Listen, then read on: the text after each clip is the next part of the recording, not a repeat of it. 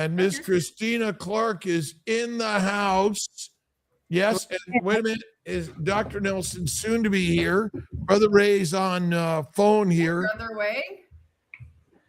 All right. Good morning. Good morning. Good morning, everybody. It's a great, awesome, and amazing day in God's paradise. Thank you for being here. And we have the mighty Dr. Nelson, Alia, and of course, Cristina Clark, your carnivore lifestyle coach. Thank you for being here. And Dr. Nelson, do you want to start the day off? Good morning, everyone. Wow, it's the 30th of December, 2025. Please put in the chat where you're watching from. And hashtag KMT for a chance to get a t-shirt. Right, Alia? That's right. Sorry, Okay. I was still setting up stuff over here. And we're going to be talking to Cristina Clark in a few minutes, in a few seconds. Cristina without the H, by the way. And we're going to ask her some questions, but please put the questions in the chat. And how are you doing this morning, Dr. Kiltz? I am doing fabulous. I woke up at I got up at 3:30 today, a little late, and went to bed early as usual, and inspired to work on Kiltz Mighty Tribe, the new non-for-profit global organization that helps people around the globe to convert from being in the zoo to being back on the savannah, from being the sheep to being the lion, and inspiring all of our carnivore brothers and sisters in a community of volunteerism to inspire everyone to recognize that we are lions, not sheep. That's what I've been working on. Very good. Cristina, how are you doing this morning? Where are you coming from? We are coming in from Virginia. Okay. Good morning. Good Very morning. good. It was nice to meet you at Hack Your Health. Yes. And let's go ahead and hear your carnivore story and what things have improved. Okay. With this new style. Yes. So I became a carnivore in 2023, in April of 2023. And the reason I did that is because about 10 years ago, I became allergic or intolerant to a lot of foods. And then in 2022, I went to Florida for another convention, and I actually swole up like I had been cross-contaminated with gluten, and I was super careful. And I stayed sick the whole weekend, couldn't fit my clothes, but I had to make it do. And I basically came home and nothing changed. So I thought it was just a simple cross-contamination, 3 days, it'd be over. And when I got home, it went on for 7 months. So I had a friend of mine in California who reached out and said, "Hey, you're like allergic to everything. You should go on the Michaela Peterson diet." And I was like, "What's that?" And he was like, "You need to look her up, but it's an all meat diet." And I was like, "That sounds terrible. That sounds dangerous. I can't do that." And he was like, "Well, just look it up. Look her up on Joe Rogan." So I watched the 26-minute video, and then I went to bed, and I'd been so sick. Every single time I ate, I had a reaction. So it just was like never ending. And I just felt so bad. I stayed home a lot. And I got there, watched the video, and I was like, maybe there's something to this. Still sounds weird. But I got up the next day and I did 60 hours of research all week and just looked up all the doctors, all the experts, all the people, wanted to find out what they were saying about it. And I wanted to find out their take, because I have this, perspective about how maybe we're being programmed. And when we're being programmed, you're probably going in the wrong direction and you need to turn around and make a U-turn. So I, after watching Dr. Kiltz and Dr. Ken Berry, Dr. Anthony Chafee, and different, experts, Sally Norton, I was like, oh, and then I found Kelly Hogan. So, having someone and seeing her do this transformation and then live this life, and she was good, and Lisa Weideman and all these people, I was just like, oh, this seems like a really good idea. So I told my husband, and he was like, this is a terrible idea. You shouldn't do that. And I was like, well, it seems like the only thing that I have, the only choice I have at this moment, because I need the reactions to stop. I need to be able to eat food and I need to be able to heal. So he was like, okay, like you're going to have to take care of it, figure it out. So I knew from all the research that I did that it took about 21 days to switch fuel sources. So it was probably going to be rough. I'm the type of person that would always have a healing crisis or some kind of strong detox. And, like it wasn't easy. So I went into it knowing that, and it took 18 days to actually transfer over and go through all the process. And I mean, I'd still had oxalate dumping, which I didn't even know what that was back then. But it was incredible on the 18th day, as the day went on, I could actually lift my head up because I was so fatigued and so tired that my husband was like, I don't know if you're going to make it through this. You look pretty bad. And he was like, you need to quit. And I was like, no, I can't do that. This is, it takes 21 days. I'm on day 18. It's going to be fine. So on that day, I actually had that whole feeling that people talk about where your brain comes online, you're really focused and you feel good. And the food noise is completely gone, which it's crazy because I had binge eating disorder for like 33 years before all of this. And I worked on that, healed it, and then decided that, eating it wasn't really the standard American diet. It was like my healthy version of that, veggie straws and chia seed pudding with cocoa in it, all that kind of stuff. But I did not feel the same on carnivore that I did on all the other things that I had tried. And so when all of this happened, of course I was like, hallelujah, we have arrived. And then I actually hired a carnivore doctor because I was so I started in March. No, I started in April. I keep thinking March, but it was April. And at July, I hired this carnivore doctor because I was like, something else is going on. I don't know what it is, but something else is going on. So in that part, I actually had to fill out all these papers and do all this stuff. And when I met the person on Zoom, I was like, hello. And they were like, I know exactly what's wrong with you. And I was like, what is it? Tell me. And she was like, well, it's thyroid. And at that point, we didn't know about adrenals. So she was like, it's probably been going on a long time. Well, I've traced it back, and it's before I had my kids. I was like early 20s back then, and I'm 52 now. And it's crazy how the way you live your life and the way you either take care of yourself or don't take care of yourself leads to all kinds of health issues. So that is my basic story. Very good. Very good. What is your mission in life now you've learned these crazy ideas? My mission in life is to educate women and men, but my passion is for women to know that instead of chasing symptoms and diets, they need to get off of the 4 horsemen of illness, which is grains, seed oils, sugar, and processed food. They're chasing menopause, perimenopause, aging, weight loss. And what they really need to do is they need to understand what they fuel their body with is going to determine how they feel and how they live.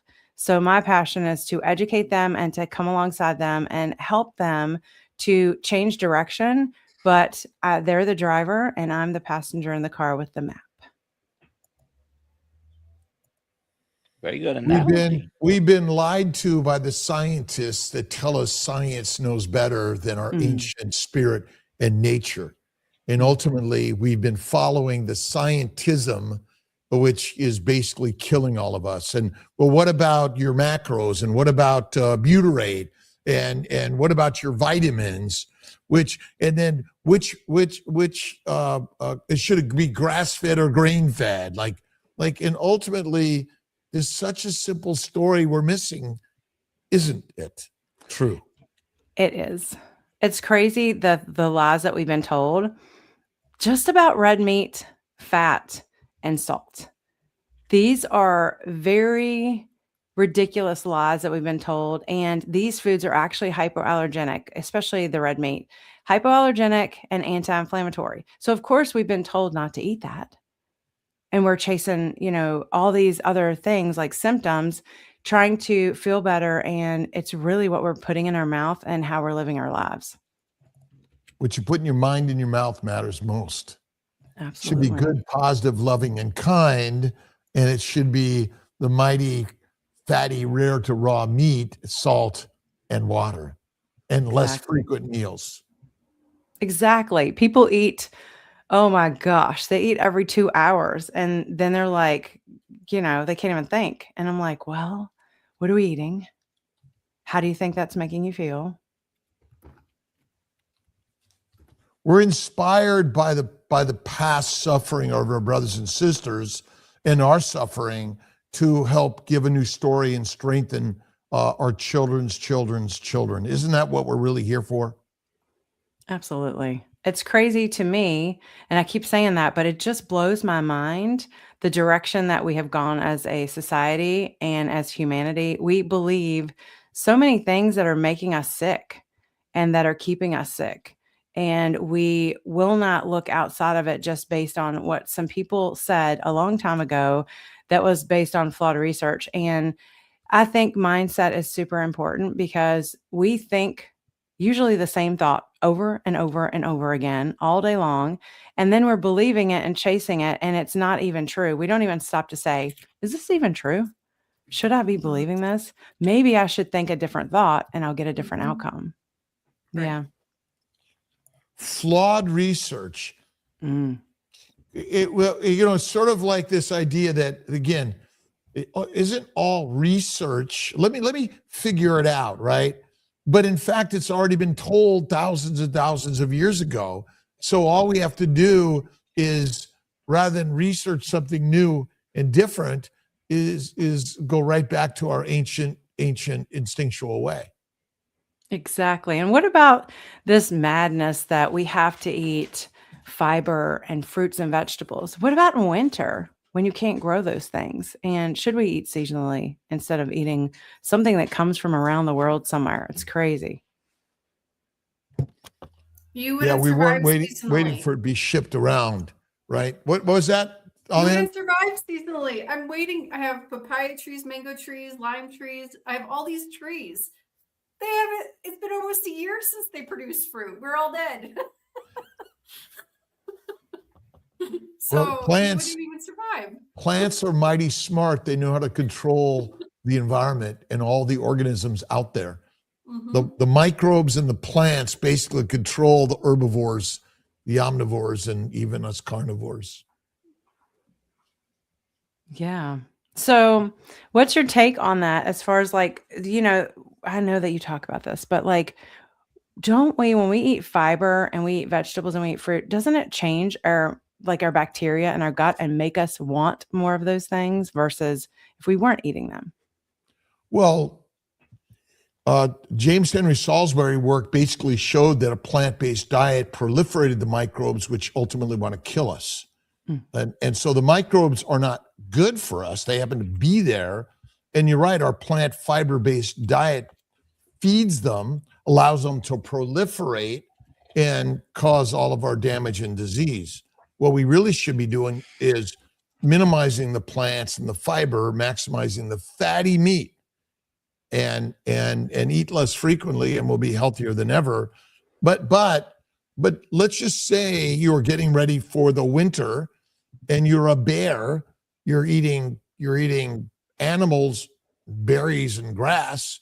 So in small amounts, sometimes we probably could eat these things. What the problem is, we've been geared to eat breakfast, lunch, and dinner, snacks in between, and maximize the raw plants and minimize any animal products, which seems to be working in the favor of those that want to make money and make us slaves, soldiers, peasants, and prisoners. And so it's working for them, but it's not working for us that essentially are living in a zoo. It's true. And people don't realize that the fruits and vegetables that they're actually eating aren't what came from nature, and they're huge, they're sweet, and it's not something that we should be consuming all the time. It's crazy. I just keep saying it, but it's crazy. Well, the plants actually are the culprit here, because they're they're actually directing humans to do the work for them, to make them last longer, be more palatable to the organisms, because they're implanting their DNA into our DNA. Microbes and plants and all organisms essentially plant their DNA into our DNA and change our glycocalyx. And it's actually the glycocalyx that's the evolutionary way that DNA changes the outward expression of our blueprint. And so it's the mission to change all of us. So they know what they're doing in doing that. But you're right, alcohol. I mean, alcohol is good for us, right? Red wine. It's recommended by the American College of OBGYN for pregnant and lactating women to drink red wine and eat a plant-based lean meat diet. Oh, by the way, little to no red meat. Which is doing what? It's really bad for them. Well, it's good for the money makers because it's controlling the masses. We become the slaves, soldiers, peasants, and prisoners, and then we beg for more of it. I mean, I know too many people that are addicted to alcohol, drugs, and of course, pizza, pasta, bread. And that is our biggest challenge. Cristina, you've been over 2 years. By the way, I started just a couple of months after you, and it's 915 days for me today. And you mentioned your husband, and he was telling you, you're going to die. Mm-hmm. What is he saying now? Oh, he doesn't say that at all. He's eating carnivore-ish. I guess you would call him a ketovore, maybe. But he is definitely noticing that I am not the same person I was before. So it's a good thing. And how about the rest of the family and circle of friends? Some of my friends have gone carnivore, and my family thinks I'm crazy. So they like to stay away from me. So, it's the way it goes, but it's all good. They all think I'm crazy. If I try to get anyone to adopt it, they wanted to tell me that I'm trying to kill people. So I let them do them and I do me. But, I have friends around the world. I've been in a couple coaching programs. So I've met people all over, and my friends are online, and I met them at the Hack Your Health event. So I told some people that I came to Hack Your Health to meet my family. Aww. Well, we're all brothers and sisters around the globe, and that is the beauty of our tribes, our gangs, and our communities.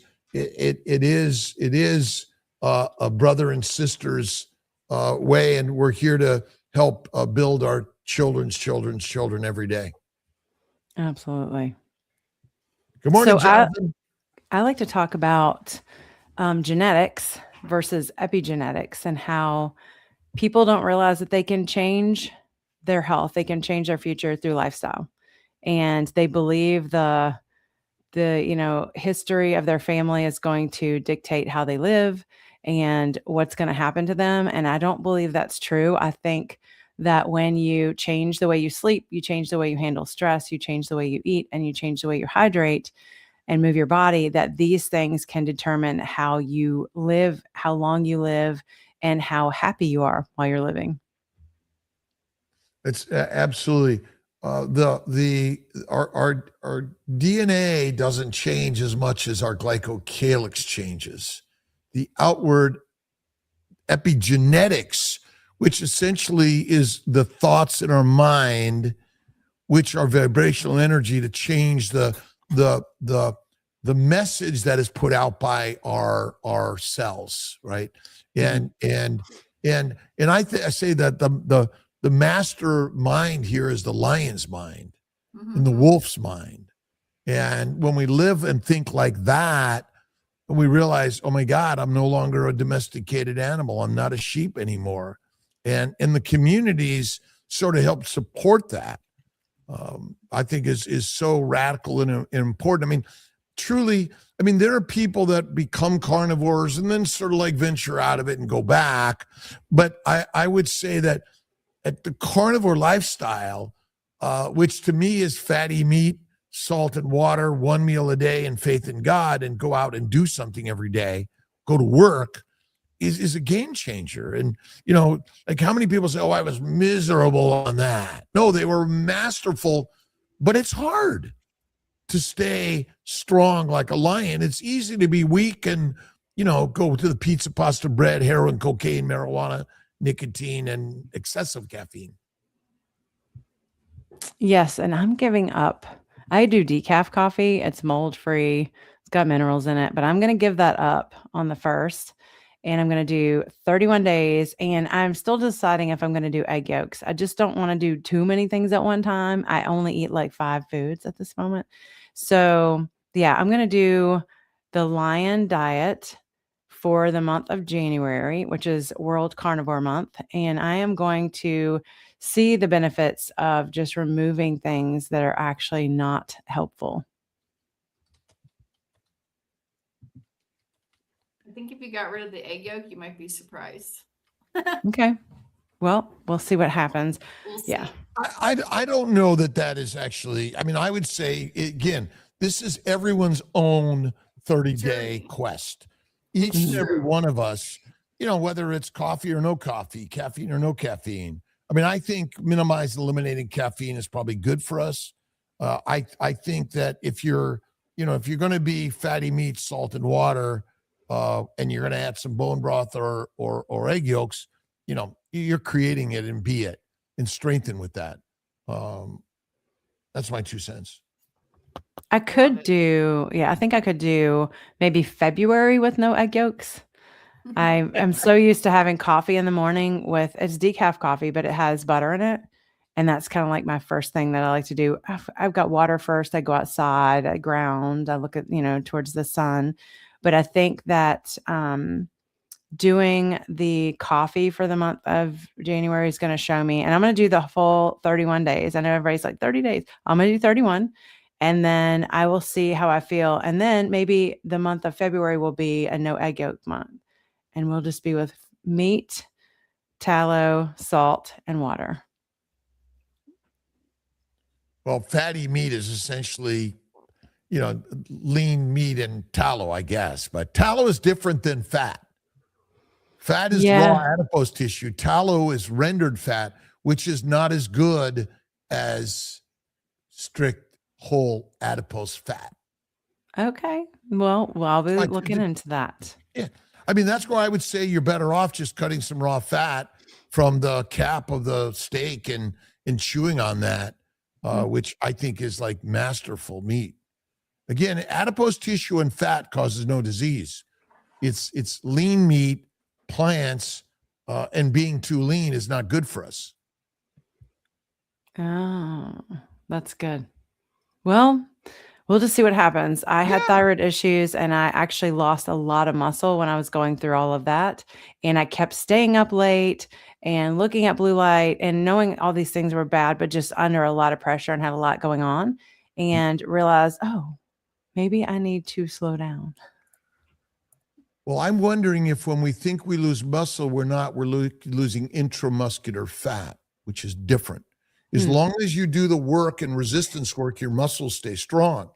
But when you have lack of motion, right, then your muscles will begin to they will begin to retract, but you still have muscle fibers. But most of what we think is just muscle. It's actually intramuscular fat that we're losing when we lose weight. So this idea that your body is utilizing muscle for anything is not true. You first lose all your fat, but then you die before you could even touch your muscles or any other organ cells. But that's my kind of look on this idea that we think we lose muscle, but we lose intramuscular fat when we lose weight. Let's get to some questions, Alba. Yeah. Okay, good. This isn't a question, but we could say something here. Colin, Maharaj, 50. I'm more keto than carnivore. I understand the science. However, because I'm Hindu, I'm negatively judged by my peers. Love them. Love them. They're not negatively, they're actually challenging you to be you. Remember, every thought we think is not what someone says, but what we think they say. So your mastery is, yes, you're right. Thank you. I love you. And then be you. Go ahead, Cristina. I was going to say that it's, and this may not come across the right way, but I'm saying it in love. It's none of our business what other people think about us. So we need to focus on who we are and what we're meant to do over what people tell us we should do. And sometimes we're just assuming things, but I know in your culture that's probably difficult, but yeah, just be you and love them. Mm-hmm. I love you and thank you. Mm-hmm. I love you and thank you. Deep sea otter. What do you all drink first thing in the morning besides water? I drink water first thing in the morning. Then I have some coffee.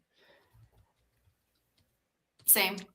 Sometimes I have coffee. Today I didn't have enough time to even make it. Aww. Just some water. I have water with some salt in it. Salty provisions, flaky sea salt. Ooh. Mm-hmm. Dr. Kiltz, What? do you drink water in the morning? And after your water, do you have coffee or do you just do a topo What's chico? the first thing you drink? The spirit of life, love. And then meditation, prayer, make my bed, 100 push-ups. And then I typically do some mineral water or water with salt. I'm off coffee again. I went 2.5 years, no coffee, no caffeine. And I just got back for 2 months, but now I'm off again. Nice. All right. Marilyn Flannery, you mentioned thyroid in your intro. What do you think about levothyroxine for hypothyroidism, and how does keto carnivore heal hypothyroidism? So my take on levothyroxine is it is a synthetic medication that does not actually do what your body needs to, and it doesn't convert your T4 to T3. But I'm not a doctor, so I can't say that. But yeah, I think that eating carnivore can help heal it, but you have to do other things too, like get enough sleep, drink water, eat fatty meat, use salt. And I know that some people don't think that you should use salt, but your body actually needs it. And I know there's this whole war on electrolytes and all of that, but you do need salt. And salt is not bad for you. And it doesn't actually raise your blood pressure like they say it does. It's just one of those things like don't eat red meat. But yeah, you can heal it. I'm on a journey to heal mine. I have a thick head, and sometimes I don't do what I need to do for myself. And I have to set some boundaries, which I have done. And it's a process, but the more processed foods, sugars, seed oils, and grains that you eat, the harder it is going to be for your body to heal the thyroid. And I've been told that that's a downstream symptom, that you should go upstream and work on other things. And seeing the sun first thing in the morning is so important for you. And standing out there, I know it's cold, but you could stand out there in some really thick socks and stand on the ground and ground. It's so healing to the body, and it's natural for you to be able to do that. And seeing the sunset, these things, getting light. A lot of the illnesses are related to not being exposed to the sun and having a deficiency in light. And it can cause you a lot of health issues. And, just listening to traditional, conventional advice to, stay out of the sun, don't eat red meat, salt, fat. These things are bad for you. And, eating all these other things in moderation, which actually, when you're trying to moderate something that's been chemically created to be addictive and to keep you sick or make you sick, it's not really moderation. It's not designed for you to eat it in moderation. And so that's kind of a myth, but people stay stuck in their nutritional problems because they believe it can be moderated. What do you think about I am healthy and well as our focus of our mindset? Because even if you're a vegan, vegetarian, or Mediterranean, you can live a much better life when you think more positive and loving and kind rather than I'm sick, I'm ill, I got a disease, I'm living my disease, Right. and I got to go see my doctor again to get more drugs. So let me tell you a story. There was a gentleman who was working on, I want to say it was like a shipyard, and he actually went into a container and got locked inside of the container. And this is mindset for you. He was in the container. He believed he was going to freeze to death, and he was like scratching the walls and trying to leave like a message. He died in a 54-degree container because he didn't know it was broken. So that's the power of mindset. Whatever you tell yourself over and over, your brain's going to automate it and believe it and want to keep you safe. So if you change what you believe and you change your thoughts, you can get a completely different outcome, and you don't have to change everything at once. You just need to make one small change and be consistent until your brain automates it. And then you can work on a new habit. But we think as women that we need to change 1,800 things. So on Friday, we're going to write out this whole new life. And on Monday, we're going to start, and we're expecting it to go perfectly. And then when it doesn't, we think that we're a failure. But if you just change one small thing, you can actually change your entire life. It's like a domino effect. And it actually is perfect because it always happens the way it's supposed to. And we learn and grow from stress and struggles, which strengthen and surprise. Exactly. Power of Okay, next. attraction. What decaf coffee do you consume? It is called Danger Coffee. Oh wow. It's, yeah. That's So funny it's- branding. Yeah, I know. Yeah. Dave Asprey, he went from Bulletproof, sold that, and then he started Danger Coffee. So There you go. All right. Let's see. Why is it that when you change your diet to just eat meat, salt, water, everyone has an opinion, but if you eat highly processed food, no one cares? do you want me to respond? Sure. Yes, please. People are so triggered by taking out carbs and sugars because it makes them feel like they're being attacked. Because when you eat, it's crazy. When you lose weight and you get healthy, other people are happy for you when you first start. But then as you go and you're more successful, they get so triggered and so mad. So the same people that supported you will turn on you. And I think it is, I want to say, it's like what Dr. Kiltz talked about. The bacteria in your body is like, no, we're not doing that. And they're, like stuck in that way of eating. So when they see someone successful on carnivore, they're like, oh, that's going to kill you. How do they know that? They just don't want to give up the foods that they're eating, and they do not want to change. Yeah. If someone decides, I'm going to just have 2 Snickers a day and a box of donuts, probably no one will say anything. Absolutely no one. The moment they hear you eat mostly red meat, oh my God, it's going to kill you. Yeah, but the donuts aren't killing them. Huh. That's interesting. They are slowly killing them. They're But slowly you could say killing the them. same thing about anything that somebody's successful at. Some people have some form of jealousy. I'm sure. Exactly. And we Well, gotta it's love our it, like na- Dr. Kiltz says. It's our nature to sort of look for failure and fault in others because that's somehow our instinct. And maybe it's a reflection of, wow, if it's happening there and not in here, but ultimately it's all part of all of us. And we do grow and learn. Until you suffer enough, you don't see the sunshine, which is Right. carnivore. Exactly. Okay, here we go. Donna, I'm going to give up coffee in the new year. Thanks for inspiring us. God bless you all. There you go. This is interesting. We're all electrical beings. Salt is basically our wiring. It's very interesting. Well, ultimately, every cell is electrolyte driven in order to keep the membranes actually are the motors, the nanomotors, which move the salts back and forth to keep a gradient, which is ultimately an electrical battery. the battery, which creates charge, which creates motion, which creates life. But it's the nanomotors, not the mitochondria, that truly are the masters. Okay, Marilyn Flannery, what are some practical ways to help your body convert T4 to T3 aside from morning, evening sun? I'm going to say that you need sleep, you need stress management, and you need to stay hydrated and move your body. I know that that's a vague answer, but you need to do all of these things and be consistent with them so that your body can do its job properly. And when you eat things that cause your body to be out of balance, then it cannot heal. Yeah. And Dr. Nelson, do you have any idea? Any tips on this one? Any answers? Cristina has said all the right things. Get rid of plants, fatty meat, rare to raw.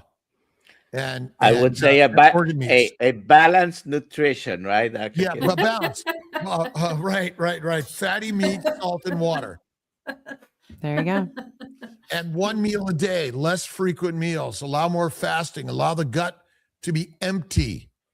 I'm going to say that women do not do as well on fasting, especially when they have thyroid issues. So that's modern construct, is not an ancient way. We are born to get fat and fast, even women. Now, remember, women rarely had menstrual periods because you're either pregnant or breastfeeding. The modern world, because of birth control pill, condoms, diaphragm, IUDs, and vasectomies and tubal ligations, we're living a completely unnatural world. So you have a menstrual period every month and you're suffering because you think you should wait to have a baby till you're 30 or 40. And that is not nature. There's only one thing we're all born for, and we're not doing it anymore, which is reproductive. That's it. So men and women are both born to fast and gestate and hibernate and migrate. There's no difference in our physiology at all. That's my 2 cents. Okay, so the other thing that women don't do on a one meal a day for sure is eat enough food. Well, if you ate fatty meat, if you ate the fat, you're getting more calories. And the calorie, remember, fat that's eaten is simply sent right to the adipose tissue into your cells, but the plants and protein must be converted in the liver via insulin to VLDL and triglycerides. And so it takes longer and more energy to do that. Again, protein, lean meat, and plants are not our natural diet. And cooked meat is not our natural diet either. But again, I'm not telling everyone to go Kiltz's raw meat, but ultimately, again, women are far stronger than men, far more capable of doing more fasting, migration, hibernation, and patience. Men are not. I'd say men are the weak ones.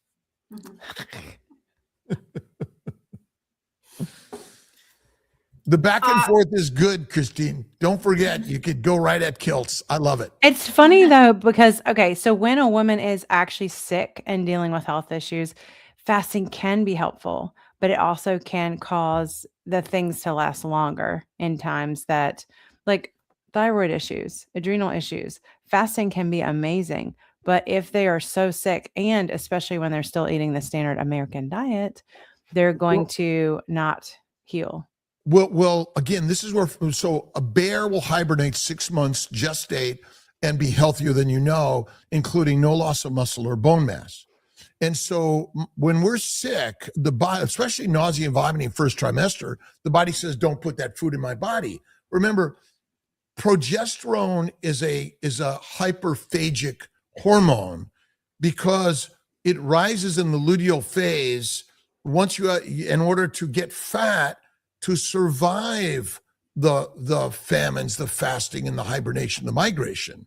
So again, we're making, I think we make some comments and statements that are not correct, because when you get rid of the food, you now get rid of the noise, and the body can do what it does. Because obesity is not healthy because what you ate to get there is not healthy. But fat, and that again, a thin bear or many animals that migrate thousands of miles, if they don't put fat on, they're dead. And so fat is the fuel and the building blocks of the human body. And it is our most cherished organ system. Obesity. Crazy. So women don't want to eat the fat.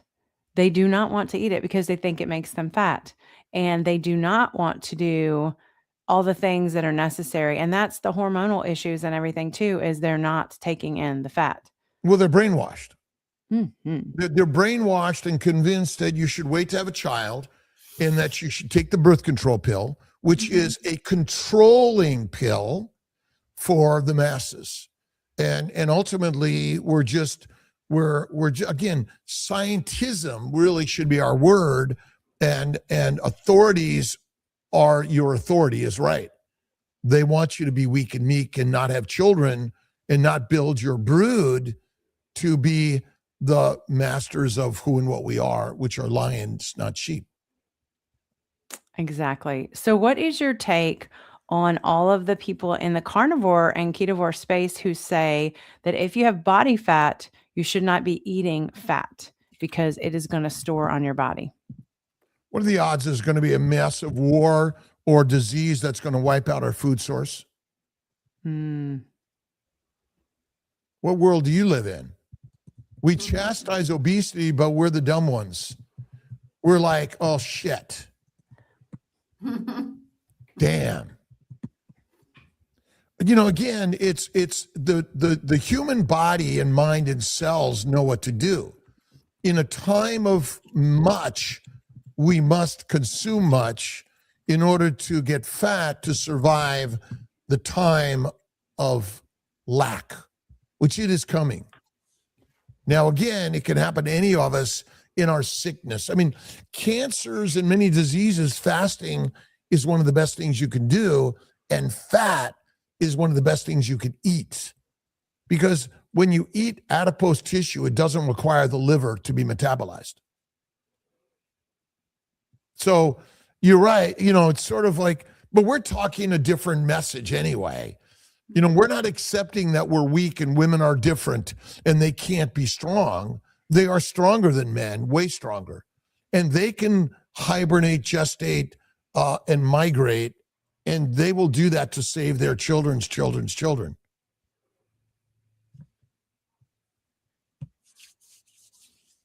This is an interesting question. Yes, go ahead. Yeah, let's do some more questions here. Glock 20 AK.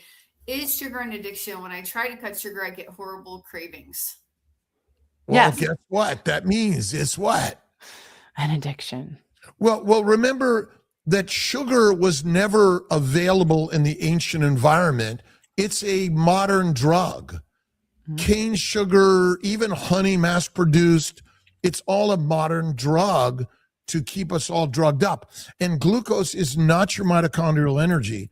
Think of it, we've made the science of sugar as if mitochondria burn glucose. They never do.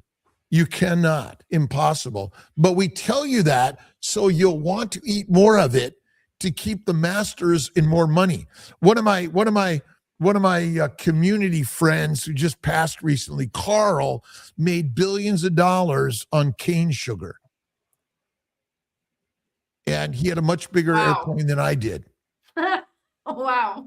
Now, again, I'm not chastising those who are doing the work and building it, but it's our job as Lions to say, minimize or eliminate. That's the very best way to live. Absolutely. Moderation is not a thing when it comes to sugar. Minimization or elimination. Elimination. But remember, when we say the word sugar, there is glucose in animal cells. Mm-hmm. So you can't eat too much meat. You can eat too much meat, and then eating meat is protein poisoning, and that's part of why many carnivores are still sick. I see many carnivores cut the fat away, and remember, most meat you eat is lean. There's no fat, and it's been cooked, which renders it and damages the cells, the molecules. I'm gonna work on that. I mean, cooked meat is better than no meat. Mhm. Raw meat is better than raw plants, way better. That's why cooking plants, fermenting or process them, make them less toxic, but not non-toxic. Okay, let's get the next one here. Craig Faulkner, is there an optional amount of meat you should eat? Did you mean optional or optimal? Optimal, probably. Okay. Is there an optimal amount of meat you should eat each day? Dr. Kiltz. Is there well, I'll let Christina answer first. Okay, so your body needs a certain amount, and you can eat, some people can eat just however much meat they want, but your body will tell you when it's done. So you'll Correct. know to stop eating. Great. Let's Yeah, I see. agree. I mean, basically, lions eventually are like, okay, I'm done. They sleep and rest after a meal, by the way. So I think once you eat, you rest, you digest, the best way to get blood flow to the bowels. And all this stuff of like, you got to wait, doesn't make any sense. I always say take naps. That's the very best thing in life. But yeah, when you're full, you're done. I think this says Chi-Town Busta or Chi-One Town Busta. Okay. Anyways, I thought meat consumption depends on blood type. Right. Hmm. Cow blood or human blood. That's it. I think it depends which type of blood you have. If you have red blood, you can have meat. Where's No, green anyone blood? with Is that red in iguanas? Rick's iguanas? Bugs have green blood. Okay. There you go. Eat meat. Can you have coffee on a lion diet? Not really. I don't think it's called the lion Yes, diet if you have coffee. But you can have whatever you want on a lion diet. But Hmm, it's not a lion diet then, right? exactly. You And- can do whatever you want. Yeah. So what we're talking about the lion diet. Lion diet is a term coined by Michaela Peterson, which basically she has made it be red meat. Well, actually ruminant meat, salt and water. Strictly speaking, obviously coffee is not included, but you're on the Cristina diet. I'm on the Dr. Nelson diet. Dr. Kiltz, you know.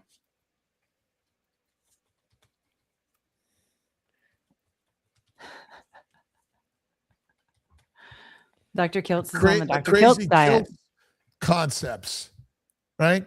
Glucose is not the energy of the cell. Sorry, there is no metabolic switch. There's dietary variety, but not energy variety. If it isn't acetyl-CoA from fatty acids, you're dead. Hanging on with Jen, I have alpha-gal syndrome. No choice but to eat lean meats as turkey, chicken, and seafood. It sucks, but I make it work. Okay, do you know that there is a treatment for that? It costs between $200 to $400. There's a provider in almost every state, and it takes 3 weeks. You have to go see them, get a needle. If they try to do more than one needle, they're not a real provider, but they actually put a little needle in your ear, and it is on a specific point, and you cannot touch anything that is either a byproduct or an actual red meat. And after 3 weeks, the needle comes out. You will taste a tiny little bit of either bacon or milk or a tiny bit of a burger patty. I mean, like tiny. And you wait 3 days, and then you do it again. Healthy and well. Exactly. I'm But healthy and well, and I'm a lion. okay. And so this process actually helps the alpha gal to leave your body, and you can get back to eating red meat. And I am healthy and well. I am healthy and well. That's very important. It's sort of its mindset. The mind is the master of all of it. And so, doesn't it seem all these diseases seem to rise when we start talking about them and everyone hears about them. Yes. Right. But let me say this. When this all happened, I believe that it was a government controlled issue. They dropped these ticks and created this illness because it's anti-red meat. Just saying. You there, and they're trying to get you not to eat the red meat. And so again, you have this disease and you can't eat red meat. I have this disease. Oh, wait a minute. I am a vegan, a vegetarian. I have to be. It's all mind over masters. 100%. I want Dr. Nelson to answer this one. Daniel James, can I go carnivore or keto with gout? Kidney function fine. Never had swelling, just pain. If you are a human, you can go carnivore. There is a chance some people that already have gout may have an exacerbation initially. Some don't even do that, but most people with gout eventually get rid of their gout. We concentrate on the red meat, and there are different levels of purine content in different foods. But you know what? The fructose and the alcohol, when you cut those out, even without cutting the high purine foods, you decrease your gout attacks. But yes, you can do carnivore. Fatty meat, more fasting. Fatty meat, more fasting. Dr. Nelson, what's the longest you've fasted? 22 days. 2 days? 22 days. What? That's impossible. Oh, can women fast 22 days, or there are different species and they can't? Well, I don't know if I think Jerry's here. Is she? No, She's here. Oh, wait yeah. a minute. Jerry, she's in the middle of her 40-day fast. Actually, not even in the She must middle. get to, like, 30. Almost 30 days, right? I think she's up to about 30 days ish. she's going to do 40 days. Well, and so let's see. But we're different and we can't do that. Oh, and Oh. Jerry is female. Oh, wait a Jerry's minute. That's woman. why. Yeah. Oh, Yeah, I wanted to make it because Jerry's also a man name. So I wanted to just, she says fasting 29 days today. 29 days. Yes. he's inspiring us every day. My friends, what is fat on our body for? Energy. Fuel and the building blocks of every cell and every baby ever made in your body. You do not use sugars or amino acids directly. They must be converted in the liver. And insulin resistance is a liver disease, nothing more. Hard to believe. All right, so let's see. Faith before food. Good morning. Today I'm celebrating 56 years. Happy birthday. Question. I am weight loss resistant. I am strict keto, less than 10 carbs, no sweeteners, limited dairy. Any suggestions? Well, you're a lucky human being that is able to conserve their energy so they could survive the famine, the disease, the migration, or the hibernation. Now, is it good to get skinny fast or probably slow? Slow. Your body is the most masterful body ever created. Skinny, my friends, is deadly. And how are you feeling, Faith, before food? What does weight loss resistant mean? Is that like a medical term, or is that just she can't lose weight? It's a medical term. Oh, it is? Yes, it is. Of course it is. Now you need a GLP-1 or a Exactly. dissection or some other diet drug. Ultimately, we've been duped. We look at our bodies and we say, oh, you're ugly and fat. Well, that's absolutely going to build my business as a diet doctor. What about mindset in this place? Because if she's been told that, she's repeating that to herself and everybody else, and that's keeping her stuck. Well, haven't all of us been told that? In some form, yes. And believing it. So I have a family member who's going through a lot of health issues, and every time you turn around, they're telling another diagnosis, another thing. And I'm just like, yeah. And if they believe it, guess what? They're stuck there. Poisoned by plants again. And we have a drug and a doctor and a dissection for you. And we're going to keep you controlled in the zoo forevermore. Yes. Yeah, mindset. That's why faith is so important and powerful. Faith in God is number one. And God, look in the mirror. There she, he, it is.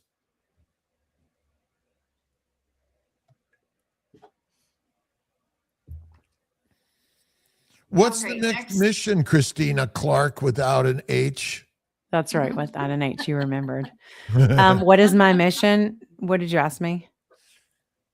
What is your mission? What's your next let's see, I don't want to use the word goal, but what's your plan of the day? So I'm a coach. My plan is to reach as many women as possible and help them walk this carnivore journey to heal their body and to live their life and enjoy it without all the nonsense that they've been told and all the things they're chasing that are unnecessary. And I help them to get to the root cause. So 2026 is about helping more women. And if you help the women, you help the men. Exactly. Because men are dumb. Simple. Flattered, fed, and made love to. Whatever you need, honey. Yes, dear. We ultimately will be helping the men too. Always, yes. Faith in God. Sunday Mart, number one. We have a few minutes left, so this is time. Keep going, Alia. Just answer them. I know they just need to just ask them. Hashtag KMT for everybody. Julia Carolyn Greenblatt, morning from Phoenixville, Pennsylvania, where I'm imagining healing humanity someday will play in the local theater. P.S. In terms of fasting, I do seem to do best with water fast, not more than 3 days, but only on carnivore, never before that. There you go. Hi, Julia. Well, you go more than 3 days without water? Bears do 6 months. I think water fast is that when you're not having water or when you are having water? No, well, water fast is yes, you are, but a dry fast is nothing to drink, eat, or again, we're built for that. My bet is we probably did spend a lot of time in the cave once upon a time. Yes. Afshan, selenium converts T4 to T3. What do you think about the fact that we are depleted of nutrients because all of our food is fake? Even meat is fake now. Taking vitamins help me fast. The thyroid is not only the selenium, but the zinc, the iron, the iodine. There's multiple vitamins that and minerals. And your liver and your adipose tissue actually sort of store all of this stuff. And I think getting rid of the fake meat and the fake food and all the toxins, because it's the antigens, chemicals, plant sugars, which are antigenic to the human body, but it's also the goitrogens, which are the plant substances, lectins, oxalates, phytates, and more that damage every cell of the body and is our problem there. I don't think it's absent iodine. I think it's just toxins and poisons that damage the human body is our problem. Okay. We did that one already. Okay. Oops, sorry. Go back. You can get it now, Alia. Okay. Let's see. Margie Ellis, how to treat cortisol waking 3 to 4 a.m. You can eat some butter. Well, I mean, how do you know it's cortisol waking? Because you've been fed a lie. You're fine. If I wake up at 3 to 4 a.m., I get up, I do work, I go do something. If I can't sleep, I figure when I'm dead, there'll be plenty of sleep to come. You know, when you get to 70, you're like, wait a minute, 100's coming pretty soon. I better spend more time doing something.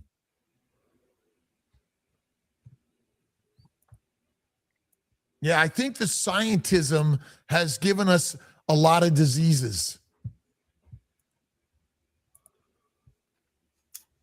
Diver 989 EMT. With being a recipient of RNY surgery in 2007, I have plateaued. What's RNY? Dr. Roux-en-Y. Nelson? Roux-en-Y is just So- one of the many gastric bypasses. Okay. I've plateaued at 235 from 320. I am ketovore with fried cabbage, butter, and salt. What do you recommend to my community? 1 meal a day and fatty meat. Get rid of everything else. And I'm a lion and put in some 2 to 3 days of fasting. And Cabbage- that's great success, by the way. Cabbage is a goitrogen. Fasting. Fasting is the master class. And when you get to the 14 days, yeah, scientism, Rick, it's a real word. It is a real word. It's a real word. I thought you made that word up. But No, scientism okay, no, is I'm the gonna- lie.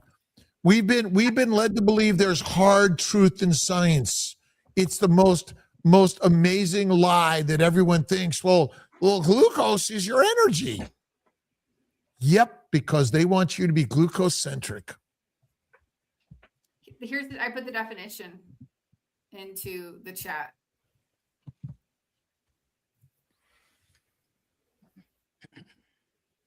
Yeah, we forgot Moses, Muhammad, Abraham, Jesus, Lao Tse, Buddha, and Christina, Alia, and Dr. Nelson.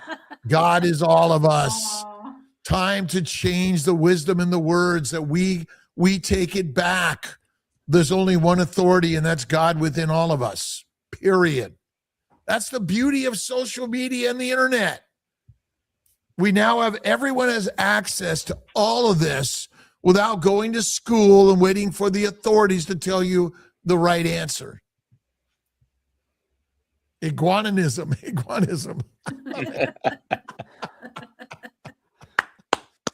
I'm working on Kiltz Mighty Tribe and Kiltz Health as a non-for-profit organization, community run and funded around the globe. So I'm going to throw that out to Nelson and Ali and see what they think, and throw it out there. Yeah. Oh, we got to do the giveaway now. We got all the questions Hashtag KMT. to win a Kiltz Mighty Tribe shirt. Possibly win. Here we go. Cristina.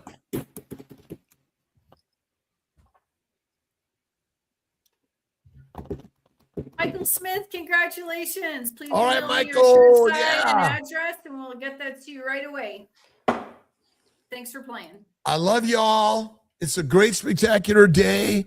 Let's see, tonight. Wait, what do we got today, Dr. Nelson? 3 p.m. we have a live stream, and 5:30 With PM. Elaine. we have a Zoom meeting in the Kiltz Mighty Tribe. And then at 7 p.m.? 7 p.m. there, I think Amy, Amy, and Let's Louis Amy's Lotito. live on the Lions Diet coming up. And we can do Christina's Lions Diet, which is add an egg yolk and a little bit of coffee. Or are you decaffeinating? I'm just getting off coffee. Coffee, I love it. Yeah, coffee is like, it's the biggest addiction. But again, Yeah. if you have it, I'm a minimizer. Small amounts from time to time, but I don't have to line up to have it, and I could go days or weeks without it, even years. It's easy. But Kiltz's ice cream, never giving it up. There you go. Goodbye, everybody. Oh, and we're Bye. doing a 5 to 7 day fast in January too. What So- days? Christina, you're a rock star. Thank you, Dr. Nelson Alia. Love you. And Bye. everyone, thank you for being here. Have a great day. Bye. Bye.